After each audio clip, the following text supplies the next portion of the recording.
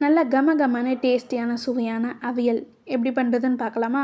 அது செய்கிறதுக்கு வந்து ஒரு ப்ரெஷர் குக்கரில் பீன்ஸ், கேரட், உருளைக்கிழங்கு, கத்திரிக்காய், முருங்கைக்காய், வாழைக்காய், கொஞ்சமாக ஜீனி அவரைக்காய் நான் வந்து சேர்த்துருக்கேன். நீங்கள் உங்களுக்கு விருப்பப்பட்ட காய் வந்து எல்லாமே சேர்த்துக்கலாம்.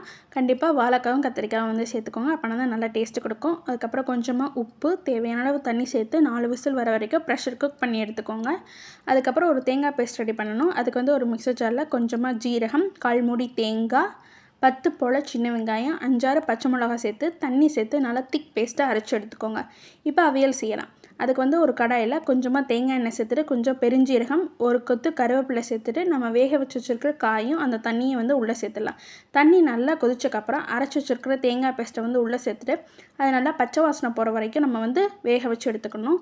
அது போனதுக்கப்புறம் நான் 1/4 கப் வந்து தயிர் சேர்த்து கிளறி விட்டுட்டு 5 மினிட்ஸில் வந்து ஸ்டவ்வை வந்து ஆஃப் பண்ணிட்டேன். இந்த வீடியோ பிடிச்சிச்சுன்னா லைக் பண்ணுங்கள், ஷேர் பண்ணுங்கள், யூடியூப் சேனலுக்கு சப்ஸ்கிரைப் பண்ணுங்கள். நீங்களும் கண்டிப்பாக ட்ரை பண்ணி பார்த்துட்டு எப்படி இருந்துச்சுன்னு கமெண்ட் பண்ணுங்கள். தேங்க்யூ.